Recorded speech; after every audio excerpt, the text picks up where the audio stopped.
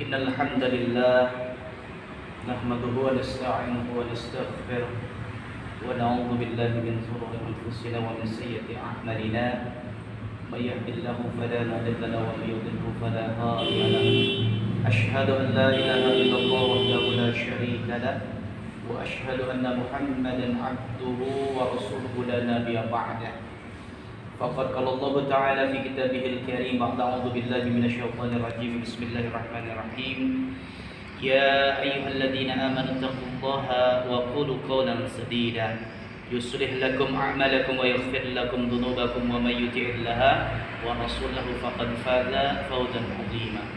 Dan Allah Ta'ala telah berfirman bahwasanya wahai orang-orang beriman, takwalah kalian hanya kepada Allah dan sampaikanlah perkataan yang benar. Niscaya Allah Subhanahu wa taala akan perbaiki amal-amal kalian dan Allah Subhanahu wa taala akan ampunkan dosa-dosa kalian. Dan barang siapa yang taat hanya kepada Allah dan Rasul-Nya, maka sungguh dia mendapatkan kemenangan yang besar. Wa qala Nabi sallallahu alaihi wasallam, "Ballighani walau ayah." Sampaikan olehmu kata Nabi dariku walaupun satu ayat. Sadaqallahul azim wa sadaqa rasulihil karim wa nahnu 'ala dzalika minasyahidin wasyakirin walhamdulillahi rabbil alamin. Alhamdulillah kepada Bapak Imam yang dimuliakan Allah Subhanahu wa taala, alim ulama kami, guru-guru kami, tokoh masyarakat serta jemaah maghrib, calon-calon penghuni surga yang amin ya Allah. Karena orang beriman ini ketika di dunia berjumpa satu sama lain, jumpanya niatnya karena Allah, pisah pun bubarnya karena Allah, kelak dijanjikan disatukan lagi di surganya. Amin. Maka mudah-mudahan perjumpaan kita hari ini menjadi majelis persaksian kita di hadapan Allah. Kita ini dijumpakan karena Allah, pisah juga karena Allah. Salawat serta salam tidak lupa kita sanjung agungkan selalu kepada Nabi kita, Nabi besar Muhammad sallallahu alaihi wasallam. Bapak hadirin yang dimuliakan oleh Allah Subhanahu wa taala, kehidupan dunia yang kita jalani hari ini adalah kehidupan yang sementara dan ada batas akhirnya. Kelahiran kita masa lalu itulah hadirnya kita di dunia, dan suatu masa nanti suka tak suka, siap tak siap, kita semua dan saya yang berbicara pun akan sama melewati satu pintu yang namanya pintu kematian. Siapa yang lewat pintu ini dia tak akan kembali lagi ke dunia karena akan masuk ke satu alam yang namanya akhirat, yang mana akhirat ini ada awal, tidak ada akhir. Akhirat ini ada awal, tidak ada akhir. Khalidina fiha abad.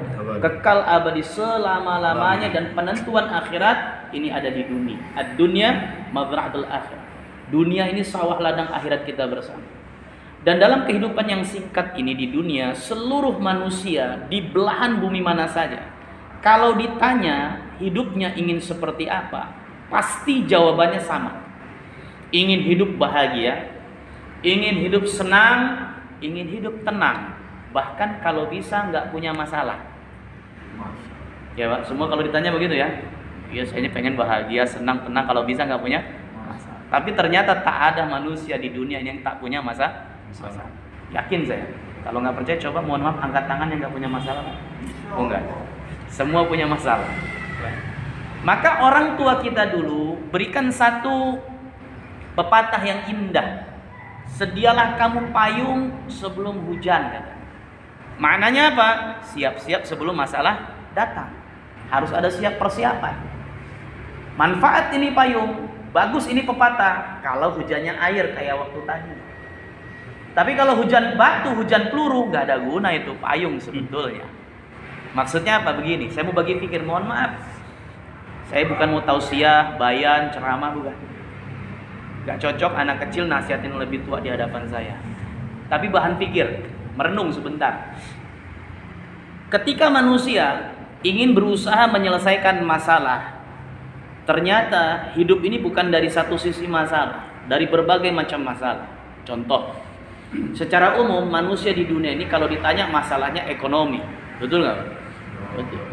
Bahkan saya waktu ngisi di Fakultas Ekonomi itu ketemu dekannya, dia bilang iya, kami juga orang ekonomi mikirin ekonomi kan. Padahal kerja kuliah di Fakultas Ekonomi, dekan Fakultas Ekonomi juga mikirin tentang ekonomi. Sama ternyata. Apa yang terjadi? Ketika ekonomi tadi diraih dengan segala daya upaya, usaha, dapat ekonomi. Tapi ternyata masalah datang dari sisi lain, contoh kesehatan. Sehingga ekonomi yang dia cari dikumpulkan tadi habis untuk beli yang namanya nilai kesehatan. Jual-jual aja gampang, uang bisa dicari, yang penting sehat. Kan gitu kadang. Saking semangatnya jual, rumah orang pengen dijualin. Oh. Dapat sehat dengan harga mahal mungkin. Selesai masalah? Tidak juga. Datang lagi masalah yang lain. Allah. Badannya sehat, uangnya ada, kan katanya gitu. Ternyata pasangannya meninggal misalnya. Sedih lagi masalah. Ya. Tiada rasa hidup tanpa engkau Dinda katanya. Oh. Dalam gitu kan. Baper kalau anak muda itu. Baper ya Pak, kebawa perasaan gitu. Jadi masalah lagi. Jadi kalau begitu hadirin Bapak yang dimuliakan Allah Ta'ala, apa sebetulnya cara jalan untuk menyelesaikan masalah? Maka Allah Ta'ala, zat yang menciptakan kita, yang menghadirkan masalah, telah memberikan satu solusi dalam Al-Quran. Karena semuanya ada dalam Al-Quran. Dzalikal kitab la raiba fihi hudal lil muttaqin. Ini Al-Quran tidak ada keraguan di dalamnya. Hudan, petunjuk. Cuma buat siapa? Orang yang bertakwa. Apa petunjuknya untuk menyelesaikan masalah ini? Allah terangkan dalam Al-Quran, dalam surah Al-Baqarah, watazawwad, dan berbekalah kalian kan. Oh, ternyata suruh cari bekal. Bekalnya apa? Ditegaskan dalam ayat itu, fa inna khairuz zadit taqwa. Dan sebaik-baik bekal untuk kalian adalah takwa. Dan ditekan lagi dalam ayat itu ujungnya wattaquni, dan bertakwalah kepadaku kata Allah, ya ulil albab, wahai orang yang berakal. Jadi ternyata Bapak yang mulia, penyelesai masalah kita cuma satu. Apa itu? Takwa. Apa takwa? Sering kita dengar ya, takwa gitu kan. Bahkan ini jadi kalimat wajib khatib tadi. Kalau khatib nggak kasih pesan takwa, batal khutbahnya, Pak. Bubar Jumat kita. Iya, ittaqullaha ya kan? Haqqa tuqatih wa la tamutunna illa wa antum muslimun. Itu kalimat wajib. Kalau khatib nggak baca ini, batal itu khutbahnya. Maka cek dulu, Pak. Kadang-kadang ada khatib lewat gitu. Semangat dia. Karena dia pikir ceramah kadang-kadang gitu. Maka apa yang terjadi? Takwa ini penting. Orang yang ada, apa ini takwa? Hubungan baik kita dengan Allah. Hari demi hari merasa dilihat Allah, merasa didengar Allah, merasa diketahui Allah, selalu ikut kehendak keinginan Allah, tunduk patuh dengan seluruh keinginan-keinginan Allah Subhanahu wa taala. Inilah takwa. Nah, orang yang seperti ini Allah akan berikan kehidupan yang baik, hayatan thayyibah, hidupnya baik. Bahkan dalam ayat lain diterangkan, walau anna ahlal qura amanu wa taqaw la fattahna alaihim barakatim minas sama wal. Jelas ini ayat sering kita dengar.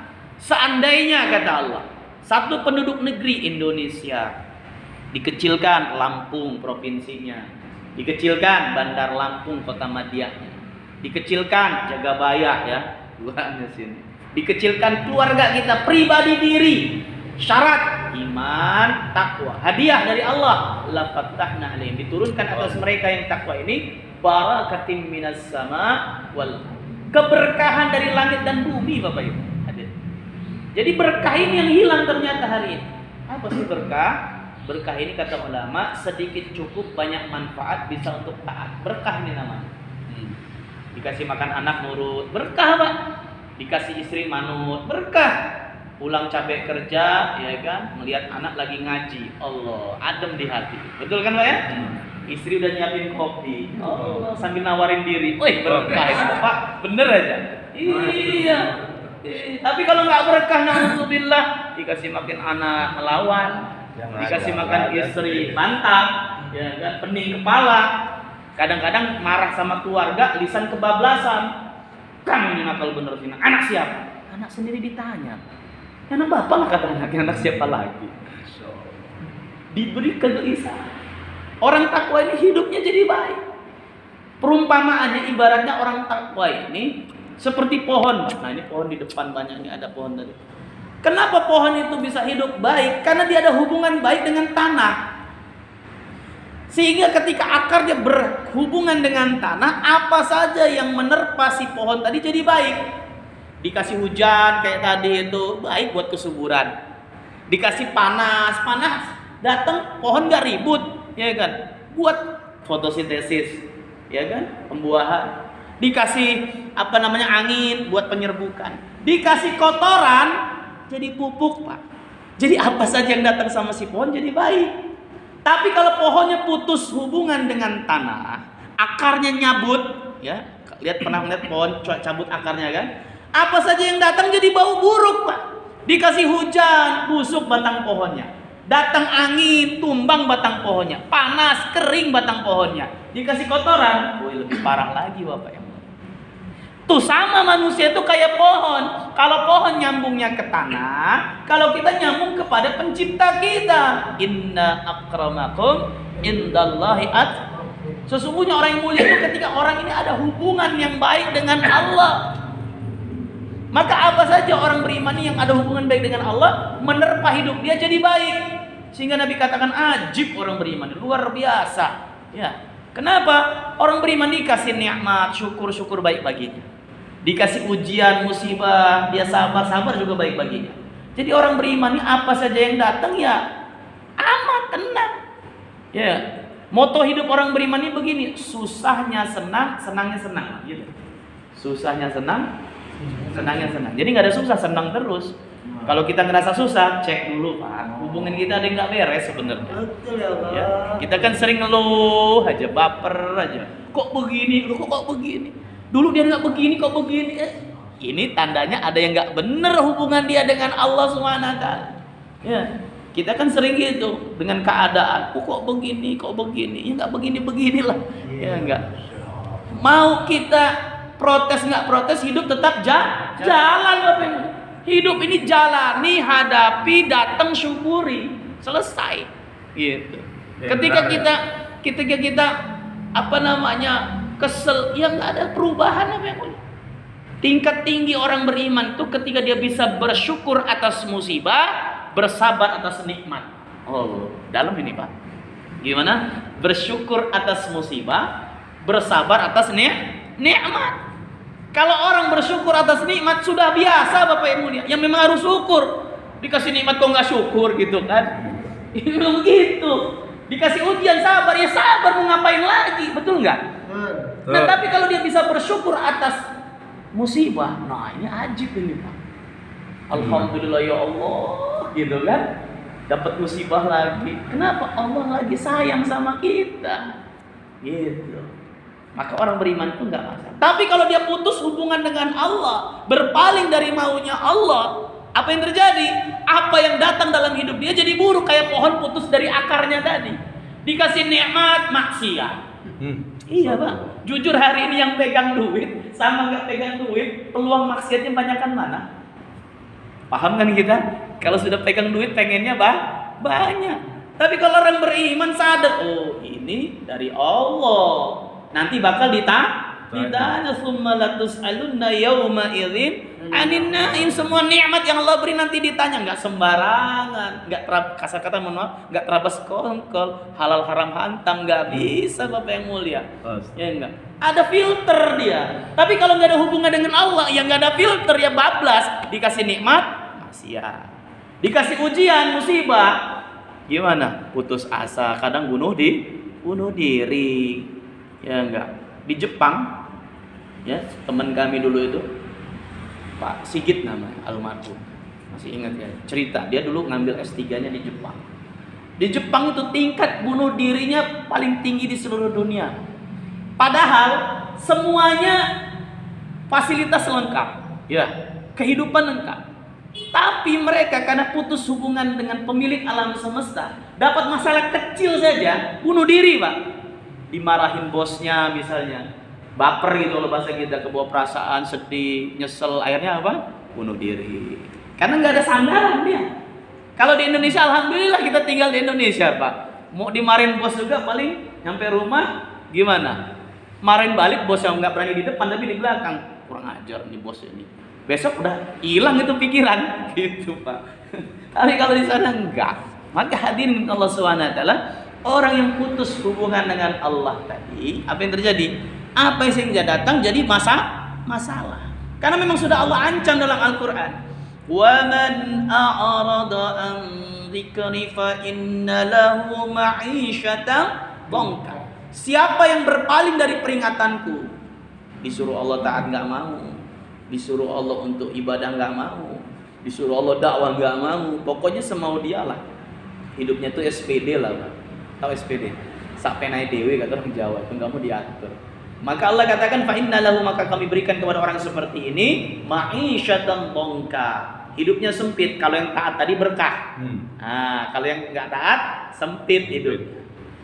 Ya kalau Allah katakan sempit ya sempit. Rumah sudah bertingkat, mobilnya mengkilat, dia berteret 4, istrinya pun mungkin cantik memikat, bahkan mau nambah 4. Awas kualat itu kalau nggak taat, akhirnya sekarat hidupnya. Dibuat susah sama Allah Subhanahu wa taala. Maka apa yang saya datang, orang yang nggak beriman jadi masalah. Hujan, banjir, ribut, contoh.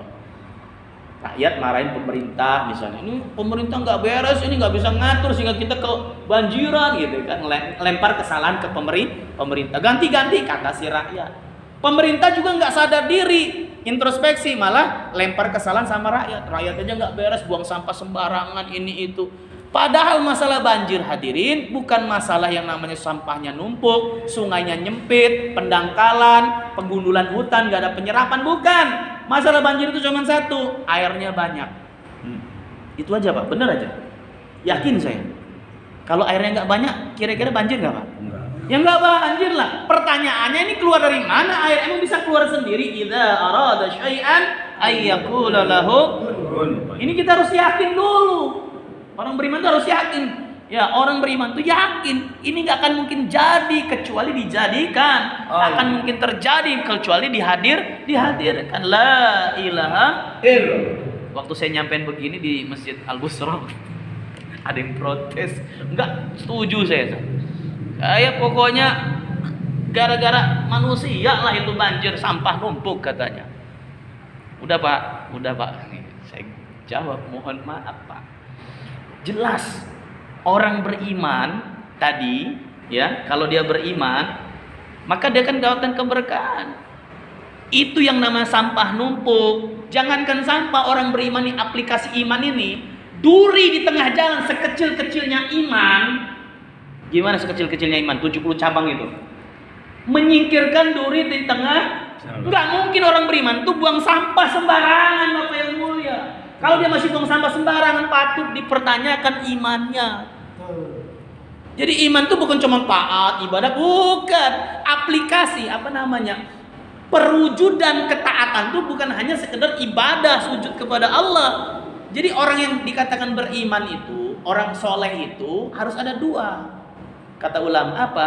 Dia mampu menyempurnakan hak-hak Allah dengan ketaatan ibadah kepada Allah. Yang kedua, menyempurnakan hak-hak sekitarnya, ya, dengan akhlak yang baik. Itu baru soleh. Kalau soleh ibadah, mohon maaf jidat sampai hitam, tapi tetangga nggak pernah lepas daripada lisannya, nggak lepas dari tangannya, ya nggak. Pokoknya kalau ada dia jadi masalah aja. Nah ini belum bener imannya. Atau ada juga orang yang penting mah baik, kan gitu kan Pak ya, nggak buat masalah sama orang, ya kan. Yang penting hati bersih, tapi nggak sholat, nggak bisa juga itu hadirin, ya nggak bisa juga. Jadi menyempurnakan hablum minallahnya baik, hablum minannasnya baik. Ini baru yang namanya orang takwa, orang saleh gitu.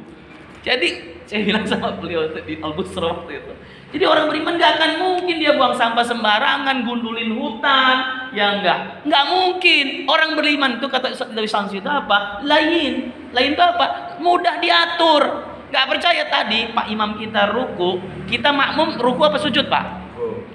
Kan ini ngikut Pak. Tandanya orang beriman tuh mudah diatur untuk kebaikan, gitu ya hadirin. Itu harus dipahami. Contoh itu langsung. Jadi jelas Allah tuh nggak akan bohong ya. Kalau orang ini beriman nggak akan masalah ya. Tapi hari ini ada orang, kalau ada orang beriman malah ketakutan, a priori fobia gitu kan, takut sama orang beriman wujud di tengah masyarakat. Nggak perlu ditakutin. Orang beriman ini nggak akan buat masalah Pak. Cek kalau nggak percaya yang korupsi segala macam, bukan orang beriman itu Pak. Karena kata Nabi ketika dia buat maksiat, dia itu imannya lepas seperti dia nanggalkan bajunya, ya enggak? Telanjang nih, enggak punya baju. Itu masalahnya. Jadi iman itu bukan cuma dia taat saja ada iman. Nah, orang beriman itu begitu. Hidupnya jadi baik dan sekitarnya jadi baik. Ini yang pertama. Yang kedua hadirin, orang takwa itu bukan hanya hidupnya baik, tapi dia akan ada jalan keluar ketika masalah datang. Wa may yattaqillaha yaj'al lahu makhraja. Siapa yang takutnya benar, takwanya benar kepada Allah, hadiah yang Allah akan berikan, yaj'al lahu makhraja, diberikan jalan keluar atas masalah dia. Kan tadi kita sama-sama sepakat nih, kita semua punya masalah, betul nggak Pak? Karena saya lihat tadi nggak ada yang angkat tangan masalahnya, tandanya kita punya masalah semua gitu. Banyak nggak masalah kita hadirin? Wih, banyak Mas, ngelebihin cucian baju sama piring kayaknya menumpuk masalah kita. Apalagi zaman pandemi gini hadirin ya, wah semua punya masalah. Sampai anak motor itu, anak baik itu bilang dulu Ustaz, sebelum adanya pandemi itu sering juki kami. Saya tanya, apa juki itu Bang? Jual kisah. Kita ini kalau ada masalah kan sering jual kisah sama temen, kerabat, kawan gitu kan. Begini, jual kisah. Sekarang susah Ustaz jual kisahnya. Kenapa? Kisahnya sama katanya. Pandemi ini kisahnya sama. Dulu kita kalau ada masalah, tenang deh, urusan gampang ini. Ada mamang kita di Polda. Apa urusannya mamang itu di Polda? Sekarang yang di Polda itu lagi banyak masalah hari ini, hadirin. Nggak perlu didetilin, kita paham semua hari ini. Maka hadirin, kita kalau ada masalah nggak sama pemberi masalah. Sakit kepala contohnya, ya kan? Obat warung kita beli, nggak beres, puskes generik naik tingkat. Nggak beres, paten spesialis rela antri mahal dibeli. Nggak beres, alternatif tumbur sana sini. Nggak beres juga, nangis baru Pak terakhir. Ya Allah, udah berobat kemana-mana nggak sembuh juga. Ini Allahnya nomor berapa sebenarnya? Ini kita membuka-bukaan hati hadirin. Kita ini hati kita kemana? Emang nggak boleh cari obat? Oh boleh. Nabi yang bilang kullu da'in da'imun, kata Nabi. Setiap penyakit ada obatnya. Tapi maksudnya di detik pertama hati kemana? Biar mudah begini. Ada anak-anak nih sore-sore tadi rame, saya lihat tadi waktu sholat maghrib suaranya mantap gitu, anak-anak rame gitu ya. Lagi asik mereka main rame-rame di pelataran masjid nih. Tiba-tiba masuk ke kerumunan anak-anak ini anjing gila. Bubar nggak anak-anak dikejar anjing? Teriak nggak mereka? Manggil siapa? Apa? Gitu kan? Anak kecil dikejar anjing, ma, ibu, gitu kan? Padahal si kecil ini nggak ngelihat ibunya, nggak ngelihat bapaknya, tapi keyakinan anak ini mengakar betul di hatinya, pasti bapaknya, ibunya, orang tuanya akan hadir, tendang anjing tadi, selesaikan masalah dia. Ini keyakinan anak kecil. Nyambung ya Pak? Nah Allah inginkan kita pun begitu, kayak anak kecil tadi, ketika masalah datang langsung hati, ya Allah tolong saya di detik pertama. Jadi iman, takwa, tawakal, sabar, semualah namanya apa itu dilihat di hati yang pertamanya. Selesai itu cari syariat, karena kita hidup ini di dunia apa? Darul asbab. Dunia ini darul asbab. Jadi sesuatu terjadi karena sesuatu betul, tapi hatinya dulu ke Allah. Sehingga di dalam Al-Quran, hadirin yang mulia, bertabur kisah orang-orang yang dekat dengan Allah, para nabi, para rasul yang punya masalah.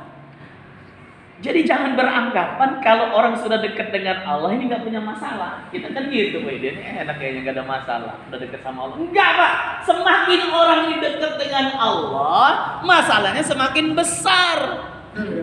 Tapi lihatlah di dalam Al-Quran, kisah-kisah itu menceritakan bukan mereka terhadap masalah, tapi cara mensikapi masalah. Nah ini penting, caranya gitu. Karena ulama bagi tahu masalah hadir dalam diri kita, hakikatnya Allah tidak kenalan dengan kita, Pak. Jadi Allah ingin bagaimana kita ini paham, yang memberi masalah adalah Dia Allah, yang menyelesaikan pun Dia Allah. Pisau, pedang itu akan tajam kapan Pak? Ketika diasah. Nah masalah-masalah yang hadir dalam hidup kita, kata ulama, itu batu asaan untuk menajamkan hati kita dengan Allah. Itu sebetulnya ya.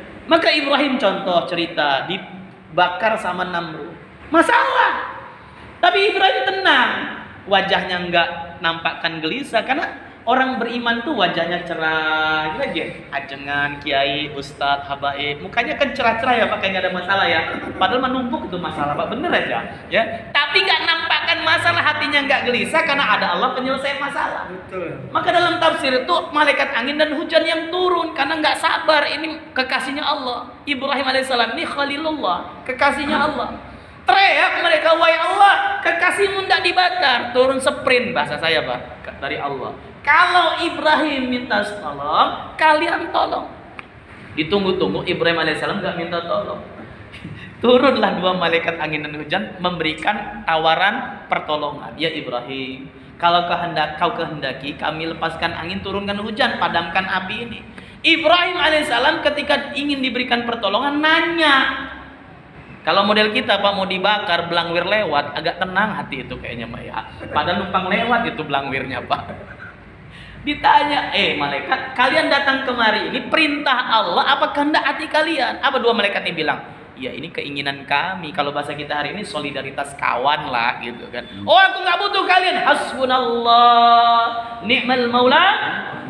Cukup Allah. Hati Ibrahim itu betul, Pak, meyakini bahwasanya makhluk yang namanya api ciptaan Allah, angin air pun ciptaan Allah, malaikat yang menolong ciptaan Allah, Namrud yang akan mencelakakan dia pun ciptaan Allah. Yakini, sadari garis besar betul-betul yang namanya ciptaan tidak bisa apa-apa kecuali diapa-apakan oleh zat yang bisa apa-apa, yang namanya Allah. La ilaha illallah. Jadi la ilaha itu bukan cuma lisan la ilaha illallah. Bagus. Tapi jangan sampai lisannya la ilaha illallah, ketika ada masalah palanya pusing. Siapa yang nolong gua? Nah, enggak bisa itu, Pak. Belum lurus itu zikirnya. Zikir enggak salah-salah la ilaha illallah. Pas ada masalah bingung. Nah, ini belum pas namanya la ilaha illallah. Yang namanya la ilaha illallah itu enggak ada cara lain. Hanya Allah. Karena Allah datangkan masalah bukan biar kita pusing. Yang Allah inginkan apa? Wasta'inu bis-sabri was-salah. Kalau ada masalah, cari pertolongan Allah dalam sabar dan sholat. Sabarnya jangan begini, kita sering sabarnya begini, mohon maaf. Ada masalah, tadi Polda datengin, curhat, juki segala macam kan, nggak beres. B kita silaturahmi, nggak beres. C, D sampai Z, A sampai Z datang semua, terakhir ngomong, sabar gue ngadepin itu. Bukan sabar, nyerah namanya. Paham ya? Jadi yang namanya iman sabar itu di detik. Maka ketika Ibrahim alaihissalam hatinya kepada Allah, maka turun sprint kepada api. Seperti bahasa saya biar enak cerita. Surat perintah. Apa kata Allah dalam Al-Quran? Ya naru, wahai api, kata Allah, kunni barda wassalama ala Ibrahim. Wahai api, dingin kamu. Ketika itu api yang berkobar tiba-tiba dingin. Selamat nggak, Pak? Enggak. Masuk freezer, mati kita. Maka dalam tafsir Ibnu Katsir itu diterangkan bahasa kalimat Allah bukan bardan, bukan dingin saja, tapi wassalama. Kalau dingin saja mencelakakan juga, Pak. Tapi dingin dan menyelamat, sehingga Ibrahim dingin-dingin empuk. Seakan-akan di ruangan AC lah. La ilaha. Bahkan dari api itu keluar buah-buahan, hadirin. Karena dibakarnya bukan sebentar, 40 hari. Bayangkan 40 hari dibakarnya. Keluar buah-buahan, wa yarzuqhu min haitsu la yahtasib. Kok bisa api ngeluarin buah? Loh, jangan tanya yang ngeluarin siapa. Gitu. Bahkan satu kejadian, satu wanita cantik namanya Sarah, itu kalau bahasa saya juga cinlok. Tahu cinlok, Pak? Cinta lokasi. Kagum dengan seorang pemuda beriman makan buah di kobaran api. Akhirnya ini Sarah nanti nikah dengan Ibrahim alaihissalam. Sarah ini, kata Nabi SAW, kecantikannya 2/3 kecantikan wanita di seluruh dunia. Oh. Sisanya yang 1/3 itu dibagi-bagi lagi sama Allah, nempel ke wajah wanita-wanita kita.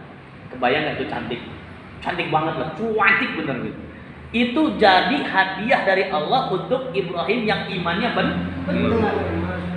Yunus alaihissalam ditelan ikan, diceritakan dalam Al-Quran, di perut ikan gak ada oksigen, masuk ke dasar lautan gak ada oksigen. 40 hari juga 40 malam. Ini penting nih 40 hari ini. Jangan semua. Jadi semua hadirin, mohon maaf ya. Tidak semua di dalam Al-Quran itu harus tertulis tersurat. Ada yang tersirat. Agama itu ada yang tersirat. Sehingga jemaah ini kenapa sih dikeluar-keluarin kayak nggak ada kerjaan, minal masjid ilal masjid, minal karya ila karya, ya dari kampung ke kampung. Ada maksud, Pak. Bukan nggak ada kerjaan. Beliau PNS, Udah pensiun belum kata juga? Udah Gitu kan. Ada yang pedagang, petani, ngapain? Kalau nggak sesuatu ada yang didapat, nggak mungkin Pak logikanya. Ada rektor kemarin Pak Firman Darmaja, ada Kapolres, Karolog, ngapain Pak? Karena ingin ada yang dicari. Apa itu? Hubungan baik. Ini jemaah ini lagi memperbaiki hubungannya dengan Allah. Jadi ini bukan golongan baru, dulu pun seperti ini hadirin. Ya, cuman memang namanya ini nggak ada nama. Di Lampung aja dikatain Jaula, saya juga kaget. Saya kenalnya di Jawa Barat, di Bogor dulu tahun 99. Di sana namanya Jemaah Hurud Fisabilillah. Enak didengar kuping. Jemaah yang sedang keluar di jalan Allah. Nyampe Lampung, Padli kamu ikut Jaula ya? Nah saya bilang, apa lagi Jaula ini? Baru tahu Pak Jaula ini di Lampung. Waktu saya ke Aceh namanya, ya tablik, ya JT, macam-macam lah pokoknya. Sebenarnya nggak ada nama. Namanya apa? Islam. Kalau nggak percaya lihat KTP-nya. Kita sama Pak pasti KTP-nya Islam Pak. Islam. Jadi ini sebenarnya saudara Muslim. Bapak setiap hari doain kami. Habis sholat, minal muslimin wal mu'minin. Nah gara-gara doa itulah saudara muslimnya, saudara berimannya datang dihadirkan sama Allah. Boleh jadi mah SMP SMA 12 guru gitu. Nah, Al-Zahra kan gitu. Al-Zahar bergerak hadir sekarang. Karena memang hadir ini kerja kita bersama. Kalau nggak percaya mohon maaf, kalau organisasi ini meluruskan sedikit ya Pak sebelum lurusin materi tadi. Yang namanya organisasi itu kalau suratnya itu di kop suratnya pasti ada nama organisasinya. Apapun namanya. NU Nahdlatul Ulama pasti kop suratnya Nahdlatul Ulama. Kalau Muhammadiyah kop suratnya Muhammadiyah. Persis, pasti namanya persis. Di kop suratnya. Ini jemaah cek. Ambilnya yang mana nih? Surat jalannya mana? Ada. Nanti keluarin kasih ke Pak Haji. Di surat jalannya namanya apa? Nama masjid Pak. Kebun bibit Jami kebun bibit. Kenapa? Ini jemaah masjid biar dipahami ya, yang sedang belajar memperbaiki dirinya. Kenapa kok masjid? Ya tiada tempat hari ini untuk memperbaiki bengkel hati ini kecuali masjid Pak. Cerita harimau di tengah pasar diketawain orang. Cerita harimau bawa ke tengah hutan. Nggak perlu banyak-banyak cerita detil. Di hutan ini ada harimau. Cukup gitu doang. Ranting patah, lompat dia Pak. Kirain harimau datang. Nyambung ya. Pun sama cerita akhirat, cerita agama. Itu kalau di tempat yang bukan tempatnya jadi bahan ledekan doang. Betul aja Pak. Saya ini sering di lapangan masalahnya. Ada orang lapangan, wih bro katanya, maksiat tuh jangan tanggung-tanggung loh nih. Yang banyak. Nanti malaikat enek lihat lu ditendang lewat tuh neraka masuk surga. Tuh kan akhirnya jadi ledekan Pak. Ada artis bilang nggak apa-apa masuk neraka juga, bisa party-party, pesta-pesta. Emangnya di sana ada IO-nya gitu, effort organizer-nya gitu. Hari ini akhirat agama jadiin ledekan. Kenapa? Karena bukan pada tempatnya bicaranya. Tapi kalau sudah di masjid seperti ini, Allah, terjadi perubahan hati, Pak. Nyambung maksud saya? Jadi jemaah ini tidak ada nama, tidak mencari nama, tidak memperjuangkan satu nama, namanya satu saja, Islam. Ya sih Mas, saya ngerti sih, bagus itu. Cuman kalau ninggalin keluarga itu nggak cocok saya. Iya, gimana nafkah batin istrinya nanti, kikuk-kikuknya, kan ada yang gitu Pak. Saya ngelurusin kesalahpahaman saja. Bapak yang melihat kikuk-kikuk itu bukan nafkah batin, nafkah jasmani. Nggak ada ceritanya orang banyak kikuk-kikuk, batinnya tenang, malah pening, malah iya. Nggak percaya. Kalau nggak percaya, bapak nggak ngapa-ngapain di rumah aja kikuk-kikuk. Bini marah lama-lama. Wih bang, kikuk-kikuk terus katanya, gawe sana bahkan gitu kata istri, bener gak Pak? Jadi itu nafkah jasmani. Oke lah, baiklah kita ambil yang nama definisi pernyataan yang namanya kikuk-kikuk itu nafkah batin. Oke, kita ambil. Pertanyaannya, ngasih nafkah batin sama anak bagaimana? Mau dikikukin? Kan pedofil jadinya. Jadi clear ya. Jadi itu nafkah jasmani. Batin apa? Ala bidzikrillahi tatmainul qulub. Hati itu akan tenang, batin itu akan tenang. Bukan banyak kikuk, tapi apa? Banyak ingat Allah. Jadi di jemaah sebenarnya hakikatnya ngapain keluar-keluar lagi nyari nafkah batin? Clear itu. Jadi kalau ditanya, ngapain keluar-keluar lagi nyari nafkah? Nafkah apa? Batin. Ya ayyuhalladzina amanu qu anfusakum wa ahlikum nar. Itu perintah dari Allah, jaga dirimu, ahli keluargamu dari api neraka. Gimana caranya? Perbaiki dulu dari kepala keluarganya. Ini kepala keluarga lagi memperbaiki diri. Pulangnya nanti memperbaiki ahli keluar. Ini sistemnya seperti itu, Pak. Clear ya? Jadi ini sekali lagi hadirin, usaha memperbaiki diri hubungan dengan Allah. Maka Yunus alaihissalam, balik lagi, materi belum selesai. Yunus alaihissalam ditelan ikan pun sama, lari kepada Allah, ya la ilaha illa anta subhanaka. Jelas.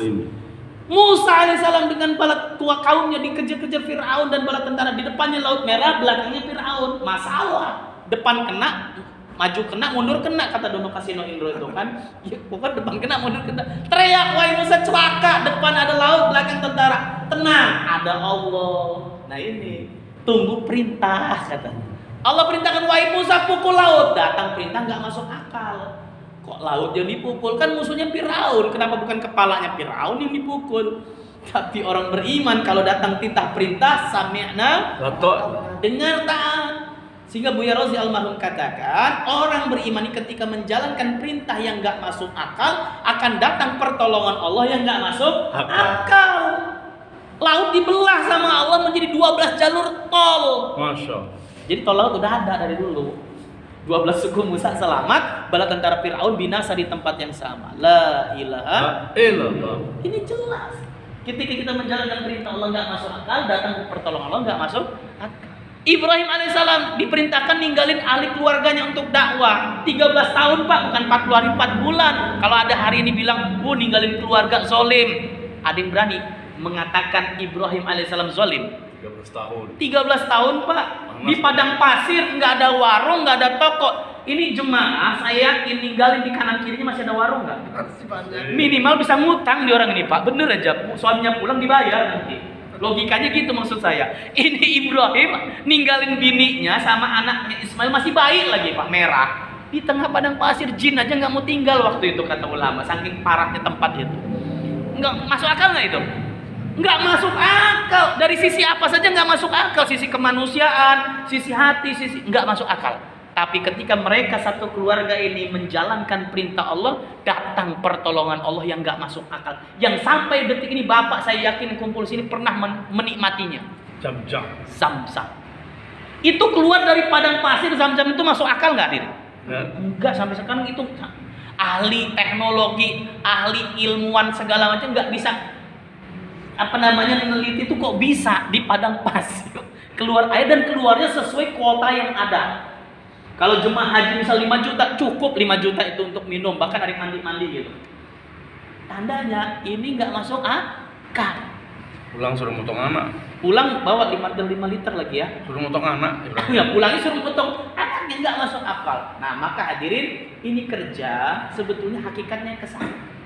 Ini bukan kerja apa-apa, ini untuk memperbaiki diri. Bukan ini merubah tatanan masyarakat yang sudah ada, ya amaliyah-amaliyah di masjid yang didatangi. Tidak. Kita makmum saja. Kalau di sini zikirnya zahar, kami ikut zahar. Kalau di sini ada kunut, kami ikut kunut. Jadi amaliyah-amaliyah yang ada nggak perlu diutak-atik lagi, Pak. Itu sudah baku. Ya kita punya dalil, pegang, tapi jangan saling dibenturkan. Clear urusannya. Sesama muslim jangan cakar-cakaran. Kalau kita cakar-cakaran, orang di luar tepuk tangan hari ini. Harus hari ini serangkul merangkul. Kalau ada kesalahan, namanya lagi belajar. Ya namanya jemaah ini kan belajar. Pak, mobil belajar, ada tulisan pernah lihat mobil belajar, itu banyak nabraknya daripada benernya Pak. Maka saya yakin di jemaah ini sering nabrak ya tatanan yang ada. Nah kalau itu tegur, tapi negurnya di depan, jangan di belakang. Langsung aja, ya enggak, mas kayak ini enggak bener yang ini. Nah yang ditegur juga nyadar diri, jangan petetan-peteteng. Udah salah ditegur nggak mau ini. Jadi orang beriman tuh ajib Pak. Ya kalau dijalankan ini luar biasa. Dan ini alhamdulillah lebih dari ratusan negara sedang bergerak bersama. Bahkan kemarin ada pertemuan istima umat Islam 6 provinsi di Masjid Jami Kebun Bibit. Ya, ada hampir berapa puluh ribu itu hadir di sana, 90 jemaah bergerak. Maka kami harapkan kami hadir di sini sebagai saudara Kalau kami ada salah tolong ditegur. Mohon maaf saya tidak ada niat menggurui menasihati, tapi bahan fikir kalau bukan kita yang pegang ini agama, siapa lagi Pak? Orang di luar muslim kita, non muslim pasti nggak akan mau Islam ini wujud kuat. Mungkin ini saja yang dapat disampaikan, nanti pada isya kita boleh ngobrol-ngobrol lebih panjang lagi. Benar hanya datang dari Allah Ta'ala, kesalahan daripada kami al-faqir. Untuk sempurna majelis kita tutup dengan doa kifaratul majelis. Subhanakallahumma wa bihamdik, asyhadu an la ilaha illa anta, astaghfiruka wa atubu ilaik. Assalamualaikum warahmatullahi wabarakatuh.